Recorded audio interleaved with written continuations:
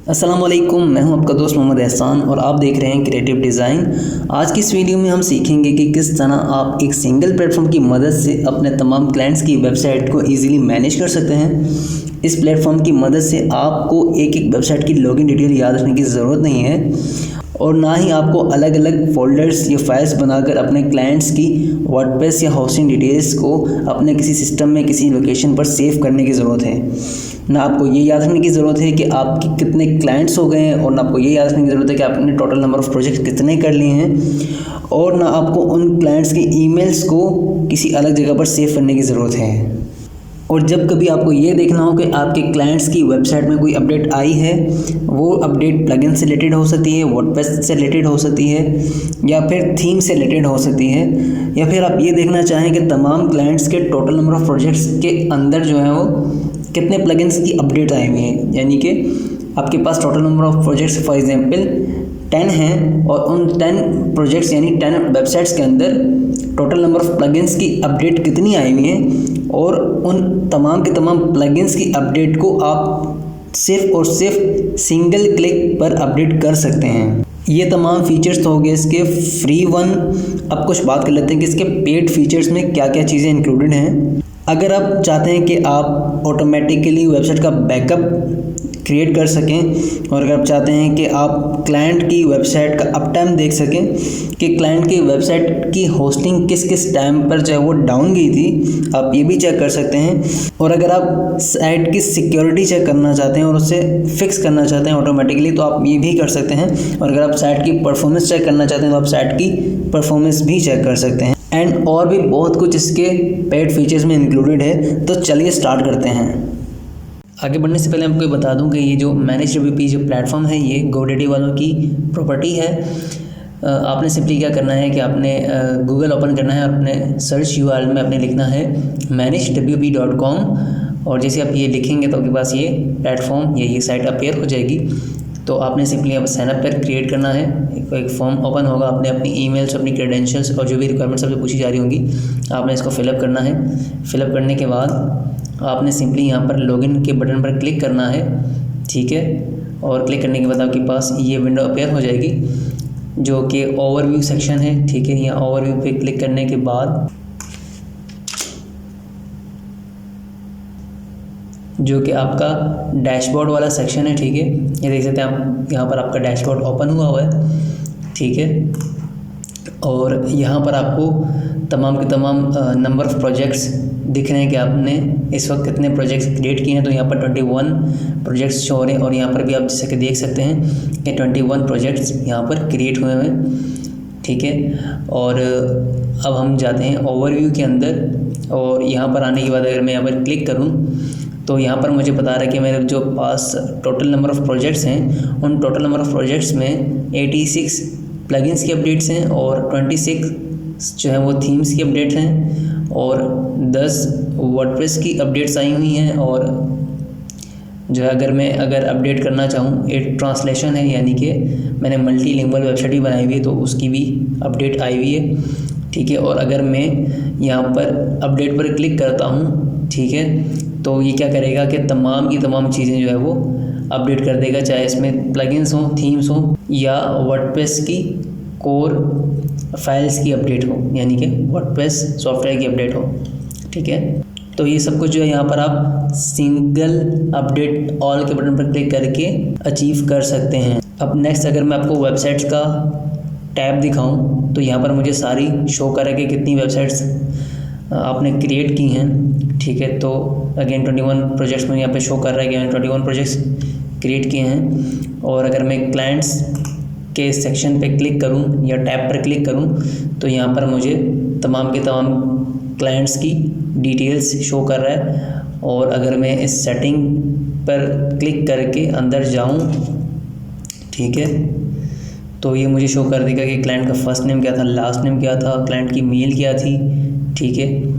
और अगर मैंने कुछ इम्पोर्टेंट नोट्स अगर उस क्लाइंट से रिलेटेड कुछ मैंने क्रिएट किया होता है, यानी कि वर्डप्रेस की लॉगिन डिटेल अगर मैंने रखी थी जो मुझे वो शो कर रहा है। और अगर मैंने cPanel की डिटेल थी तो वो भी मैंने यहीं पर ऐड की हुई है, ठीक है। और अगर अब मैं यहाँ ओवरव्यू के सेक्शन पे दोबारा क्लिक करके आऊँ, ठीक है, तो यहाँ पे मुझे ये दिखा रहा है कि बैकअप, एक वेबसाइट का बैकअप जो है वो लिया जा चुका है। अब टाइम मॉनिटर एक वेबसाइट का इस प्लेटफॉर्म ने जो है या इस टूल ने मॉनिटरिंग जो है वो एक वेबसाइट की चेक की है, सिक्योरिटी चेक भी एक वेबसाइट का चेक किया है, परफॉर्मेंस भी उस एक वेबसाइट की चेक की है, क्लाइंट रिपोर्ट्स, ठीक है, SEO ranking, link monitor, white label, ये तमाम चीज़ें उसने एक वेबसाइट की जो है वो चेक की हैं। और अगर मैं यहाँ पर देखूँ तो यहाँ पर मुझे शो कर रहा है टैग्स के अंदर GoDaddy, ठीक है, मीन्स कि मेरे पास 2 वेबसाइट्स ऐसी हैं जो कि GoDaddy पर होस्ट हुई हुई हैं, ठीक है। अब इन 2 में से एक वेबसाइट या एक प्रोजेक्ट ऐसा था कि जो कि क्लाइंट ने कोई बिज़नेस पैकेज लिया हुआ था, जिस वजह से क्या हुआ कि जब मैंने उसके इन तमाम फीचर्स को इनेबल कर दिया, अब यहाँ पर मुझे ये शो कर रहा है कि डिसकनेक्टेड वेबसाइट्स कितनी हैं, यानी ऐसी वेबसाइट, फॉर एग्जांपल अगर मेरे पास 21 प्रोजेक्ट्स थे और मैंने उन 21 प्रोजेक्ट्स को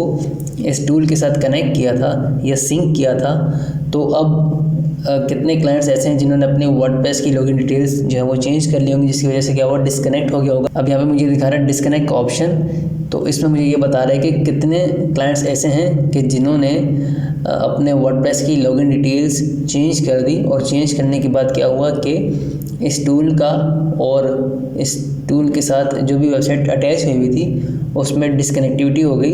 यानी अगर अब मैं यहाँ पर सिंगल क्लिक करके किसी भी वेबसाइट में जाना चाहूँ तो मैं विदाउट लॉगिन उस वेबसाइट पर एक्सेस नहीं कर सकता, ठीक है। फॉर एग्जांपल अगर मैं वेबसाइट्स में आऊँ, ठीक है, और यहाँ ओपन वर्डप्रेस डैशबोर्ड के आइकन पर अगर मैं क्लिक करता हूँ तो यहाँ से क्या होगा कि मुझे विदाउट लॉगिन किए हुए मैं इस वेबसाइट के अंदर एक्सेस कर जाऊँगा। तो ये देखिए अब मैं इस वेबसाइट के अंदर एक्सेस कर चुका हूँ successfully without adding user name और पासवर्ड, ठीक है। तो इस तरह के कुछ क्लाइंट्स होंगे जिन्होंने अपनी लॉगिन डिटेल्स चेंज कर दी कि जिसकी वजह से क्या हुआ कि यहाँ पर अब मुझे वो ऑप्शन ही नहीं दिख रहा वर्डप्रेस के डैशबोर्ड में लॉगिन करने का। क्यों? क्योंकि साइट जो है वो डिस्कनेक्ट हो चुकी है, इस वजह से मैं अब यहाँ से लॉगिन नहीं कर सकता वर्डप्रेस के डैशबोर्ड के अंदर, ठीक है। और यहाँ पर मुझे बता रहा है कि सिक्योरिटी इश्यूज़ कितनी वेबसाइट्स में, यानी 2 वेबसाइट ऐसी हैं कि जिनके अंदर सिक्योरिटी इश्यूज़ आ रहे हैं, और तकरीबन 17 वेबसाइट ऐसी हैं जिनमें SSL सर्टिफिकेट लगा हुआ है, ठीक है, और जबकि 4 ऐसी हैं कि जिनमें लगना बाकी है, जिनमें नहीं लगाया गया, ठीक है। और कितनी वेबसाइट ऐसी हैं जिनमें अपडेट्स आई हुई, तकरीबन 15 वेबसाइट ऐसी हैं जिनमें अपडेट्स आई हुई हैं, ठीक है। अब जैसा कि मैंने आपको बताया था कि आप ओवरव्यू के अंदर आकर ये तमाम की तमाम प्लगइन्स की अपडेट देख सकते हैं, थीम की, वर्डप्रेस की तमाम किस्म की अपडेट्स यहाँ पर देख सकते हैं। लेकिन आप चाहते हैं कि अगर मैं किसी एक वेबसाइट में जाऊं, ठीक है, और उस वेबसाइट की ही मैं चीज़ों को जो है अपडेट करूं, क्योंकि इस क्लाइंट ने मुझे पे किया है तो मैं सिर्फ इस क्लाइंट की ही चीज़ों को अपडेट करूंगा। तो आप क्या करेंगे, सिंपली यहाँ पर आएंगे, ओपन वेबसाइट डैशबोर्ड के आइकन पर आप क्लिक करेंगे तो यहाँ पर आपको अब इस वेबसाइट का डैशबोर्ड ओपन कर दिया इसने, ठीक है। तो यहाँ पर आपको ये बता रहा है कि 2 प्लगइन्स की अपडेट है। अगर मैं इस पर क्लिक करूँ तो यहाँ पर मुझे बता रहा है कि एस्ट्रा प्रो की अपडेट आई हुई है, और थीमिफाई का प्लगइन है जो कि वूकॉमर्स प्रोडक्ट फिल्टर के नाम से उसकी अपडेट आई हुई है, ठीक है। यहाँ पर एक थीम है जो कि एस्ट्रा, और अभी जो लेटेस्ट वर्जन जो है वो 2.62 है, जबकि ओल्ड वर्जन 2.61 है। तो अपडेट जो है वो इसकी आई हुई है, ठीक है, और वर्डप्रेस वर्जन इसका अपडेटेड है। तो अब अगर मैं इसके प्लगइन्स को अपडेट करना चाहूँ तो सबको मैं एक साथ कर सकता हूँ। यहाँ पर सेलेक्ट ऑल पर क्लिक करूँगा और यहाँ पर मैं अपडेट कर सकता हूँ। अगर मैं इस अपडेट पर क्लिक करूँगा तो ये तमाम प्लगइन्स को अपडेट कर देगा।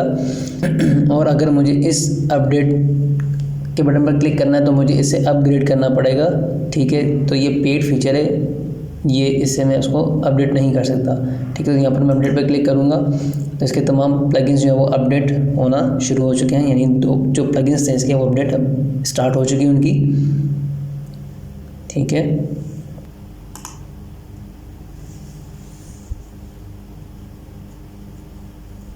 तो यहाँ पर जो दूसरा प्लगइन जो है वो अपडेट नहीं हो पा रहा, वो उसका रीज़न ये है कि वो एक्स्ट्रा प्रो प्लगइन है और वो लाइसेंस की मांग रहा है, तो इस वजह से वो अपडेट नहीं हो पा रहा। तो अब हम नेक्स्ट थीम जो है वो उसको अपडेट कर लेते हैं। यहाँ पर अपडेट पर आप क्लिक करेंगे, इसको सिलेक्ट करने के बाद यहाँ से भी आप सिलेक्ट कर सकते हैं और यहाँ से भी आप सिलेक्ट कर सकते हैं। यहाँ पर अपडेट पर क्लिक करेंगे तो ये थीम अपडेट स्टार्ट हो जाएगी और यहाँ पर आप देख सकते हैं कि आपको नोटिफिकेशन मिल गया कि साइट अपडेट, ठीक है। और यहाँ पर आपको दिखा भी रहा है कि वर्डप्रेस वर्जन कौन सा आपके पास है, 5.6, और ये भी बता रहा है कि ये वेबसाइट कौन सी होस्टिंग पर होस्ट हुई हुई है। तो यहाँ पे आपको नाम दिख रहा है GoDaddy का, यानी हर चीज़ आपको एक प्लेटफॉर्म में दिख रही है। और यहाँ पर आप देख सकते हैं कि आपको बैकअप का फीचर दिखा रहा है जो कि पेड फीचर है, ठीक है। यानी अगर आप साइट के बैकअप्स लेना चाहते हैं तो जो कि पेड होंगे बैकअप्स। लिंक मॉनिटर कि आपकी वेबसाइट में कितने लिंक्स जो हैं वो ब्रोकन लिंक्स हैं, तो वो आप चेक कर सकते हैं। सिक्योरिटी ये आप चेक कर सकते हैं। Performance, up time, SEO ranking, client reporting और वाइट लेबल। क्लाइंट रिपोर्टिंग में यह जगह कि आप क्लाइंट को रिपोर्ट भेजना चाहते हैं, ठीक है, यानी आपने उसकी क्या क्या अपडेट्स की हैं, कितने बैकअप्स लिए हैं आपने उसकी, ठीक है। आपने उसका ये चेक किया है कि उसकी SEO की रैंकिंग क्या थी, उसको आपने जो भी एनालाइज किया है उसकी रिपोर्ट आप उसको भेज सकते हैं, ठीक है। और परफॉर्मेंस की रिपोर्ट आप उसको भेज सकते हैं, ठीक है। तो यहाँ पर ये थीम अपडेट हो चुकी है। अब यहाँ पर ये थीम जो है वो अपडेट हो चुकी है, यानी इसकी सारी चीज़ें जो है अपडेटेड हैं। तो अगर मैं वेबसाइट्स के अंदर दोबारा आऊँ और यहाँ पर मैं देखूँ तो यहाँ पर मुझे ऑप्शन दिख रहा है GoDaddy होस्टेड का, और अगर यहाँ पर अब मैं क्लिक करूँगा, ठीक है, तो मुझे दिखा रहा है कि 2 वेबसाइट ऐसी हैं जो कि GoDaddy पर होस्ट हुई हुई हैं। तो यहाँ पर अगर मैं आपको उस क्लाइंट की वेबसाइट दिखाऊँ कि जिसने बिज़नेस होस्टिंग अकाउंट का फ़ीचर लिया हुआ था और उसको जो है वो इस प्लेटफॉर्म के पेड टूल्स जो है वो फ्री में मिले, तो वो दिखा दूँ मैं आपको। यहाँ से हम जाएंगे वेबसाइट के डैशबोर्ड के अंदर, ठीक है। तो यहाँ से अगर मैं बैकअप के अंदर आता हूँ तो यहाँ पर बैकअप जो है वो एक क्रिएट हुआ है। तो अगर मैं यहाँ बैकअप नाउ पर क्लिक करूँ तो यहाँ से भी मैं बैकअप क्रिएट कर सकता हूँ। और अगर मैं फॉर एग्जाम्पल मैंने बैकअप क्रिएट किया और मेरी साइट जो क्रैश हो चुकी थी, तो अब जो मेरा जो बैकअप ऑलरेडी क्रिएट हुआ है मैं उस बैकअप को रीस्टोर करना चाहता हूँ, तो मैं यहाँ रीस्टोर पर क्लिक करके उस बैकअप को रीस्टोर कर सकता हूँ। और अगर मैं बैकअप को डाउनलोड करना चाहूँ तो यहाँ से डाउनलोड कर सकता हूँ। और अगर मैं इस पूरी वेबसाइट को क्लोन करना चाहूँ यानी डुप्लीकेट करना चाहूँ तो मैं डुप्लीकेट भी कर सकता हूँ। और अगर मैं चाहूँ कि मैं इस वेबसाइट का एक टेम्पलेट बना लूँ और उस टेम्पलेट को बनाने के बाद उसके अंदर जो भी प्लगइन्स और जो भी थीम्स यूज़ हुई हुई हैं, और फॉर एग्जांपल मेरे पास एक दूसरा क्लाइंट आता है, मैं उस टेम्पलेट को उसकी वर्डप्रेस के अंदर जो है वो जाकर इंस्टॉल कर दूंगा, यानी पूरा टेम्पलेट होगा वो जाके उसकी वेबसाइट में ऐड हो जाएगा और उसकी वेबसाइट के अंदर वो तमाम चीज़ें आ जाएंगी जो कि इसकी वेबसाइट के अंदर पहले से मौजूद होंगी।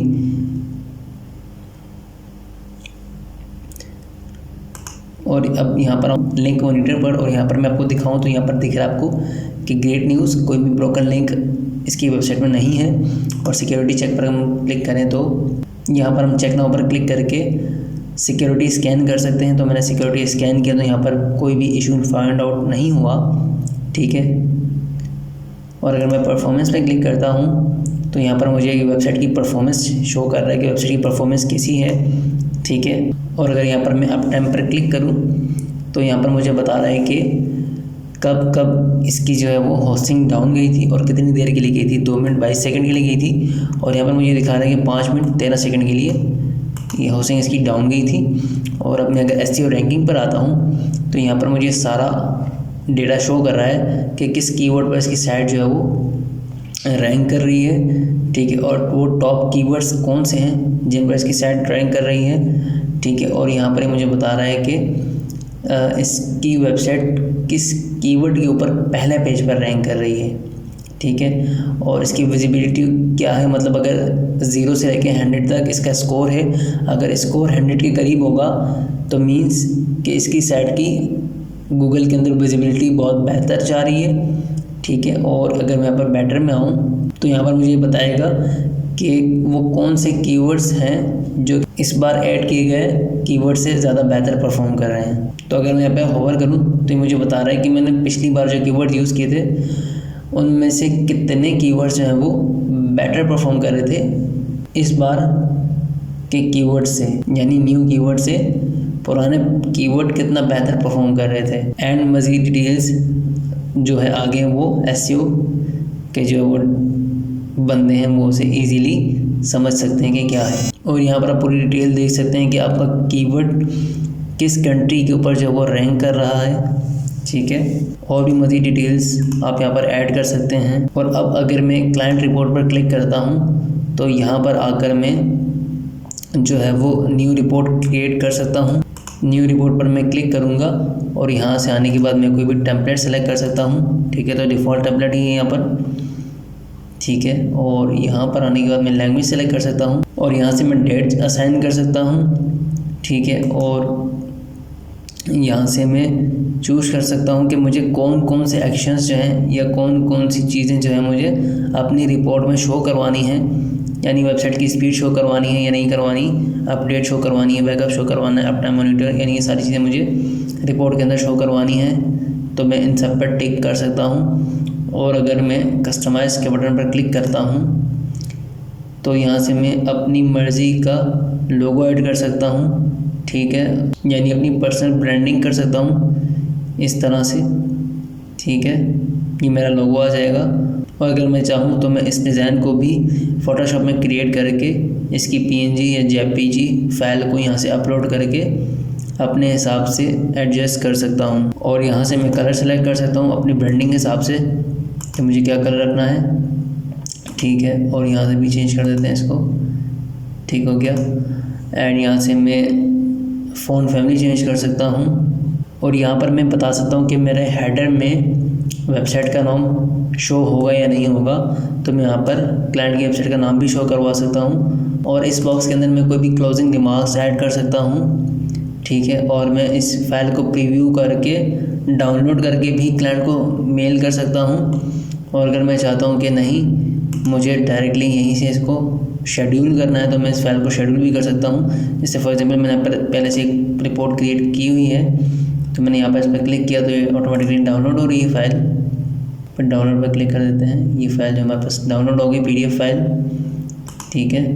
अब अगर मैं चाहूँ तो मैं इस फाइल को ईमेल के थ्रू भी क्लाइंट को सेंड कर सकता हूँ। और अगर मैं यहाँ पर क्लिक करता हूँ तो यहाँ पर मुझे शो कर रहा है कि आप फाइल को व्यू एज PDF करना चाहते हैं। अगर यस तो उस पर क्लिक करके मैं व्यू एज PDF कर सकता हूँ। और यहाँ से भी मैं इस फाइल को डाउनलोड कर सकता हूँ। और अगर मुझे इस फाइल को डायरेक्टली यहीं से ईमेल करना है तो मैं यहाँ पर क्लाइंट की डिटेल इंटर करूँगा और यहाँ पर मैं अपनी ईमेल इंटर करूँगा, ठीक है। और यहाँ पर मैं सब्जेक्ट लिख दूँगा और यहाँ से फिर मैं उसे डायरेक्ट सेंड कर दूँगा, क्योंकि यहाँ पर क्लाइंट की ईमेल डली हुई होगी ऑलरेडी। और अब हम आते हैं मेन पार्ट के ऊपर कि हम किसी भी वर्डप्रेस की वेबसाइट को मैनेज WP के साथ किस तरह से अटैच कर सकते हैं। तो उसके लिए हम जाएंगे उस वेबसाइट पर जो कि अभी हमने पिछली वीडियो में क्रिएट की थी। तो उसके लिए आपने टाइप करना है html.com/createdesign1/wp-admin। तो यहाँ पर मैंने लॉगिन डिटेल एंटर कर दी और अब मैं यहाँ पर लॉगिन पर क्लिक करूँगा। और अब मैं जो है इसके अंदर लॉगिन हो चुका हूँ। अब मैं जाऊँगा प्लगइन्स के अंदर और यहाँ पर मैं एक प्लगइन इंस्टॉल करूँगा जिसका नाम है मैनेज WP वर्कर। यहाँ ऐड न्यू पर क्लिक करूँगा, ठीक है। यहाँ पर लिखूँगा मैनेज WP।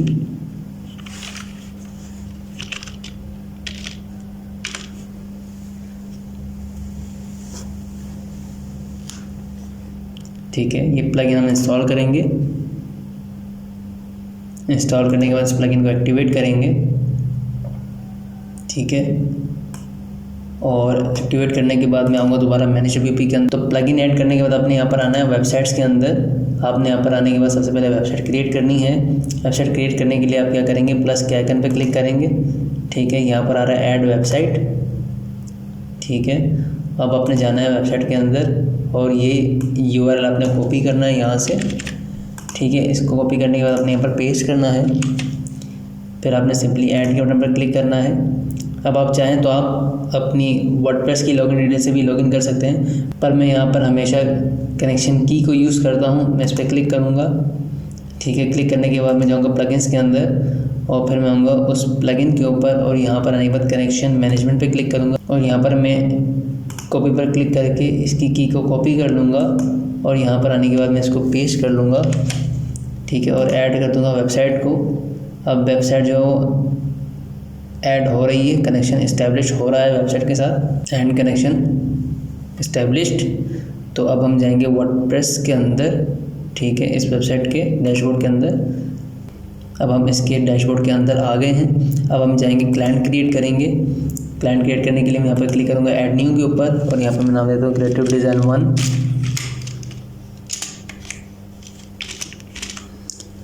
यहाँ पर मैं ईमेल एंटर कर देता हूँ, ताकि जब भी प्लगइन्स की या किसी भी चीज़ की कोई अपडेट आए तो मुझे फ़ौरन से मेल आ जाया करे। तो मैं मेल ऐड कर देता हूँ, ठीक है।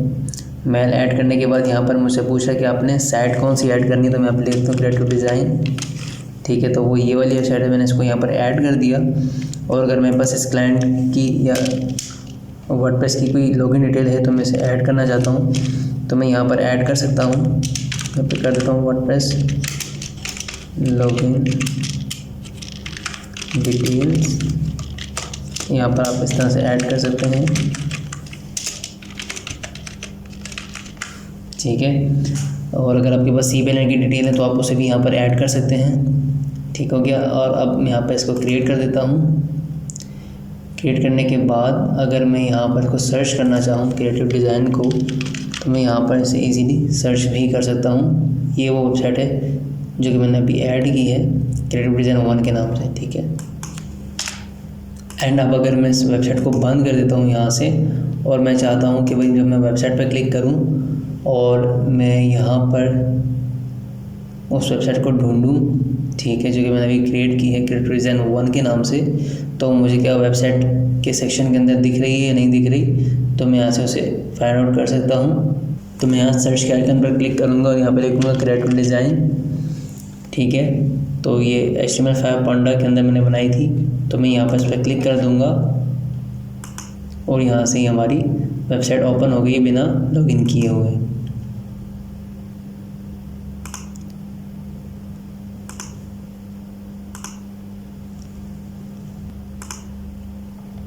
और अब अगर मैं इसके डैशबोर्ड के अंदर आऊँ वेबसाइट के, और यहाँ पर देखूँ तो मुझे बता रहा है कि एक प्लगइन की अपडेट है, ठीक है। अगर ये अपडेट कर देता हूँ मैं, तो ये फिर जो ऑरेंज सर्किल है कि ग्रीन सर्किल में शिफ्ट हो जाएगा। तो आज की इस वीडियो में बस इतना ही। उम्मीद करता हूँ कि आपको वीडियो पसंद आई होगी। अगर वीडियो पसंद आई तो वीडियो को लाइक करें, कमेंट करें, चैनल को सब्सक्राइब करें और वीडियो को ज़्यादा से ज़्यादा शेयर करें। मिलता हूँ आपसे नेक्स्ट वीडियो में, तब तक के लिए अपना ख्याल रखिएगा, दुआ में याद रखिएगा। आपका दोस्त एहसान। अल्लाह हाफिज़।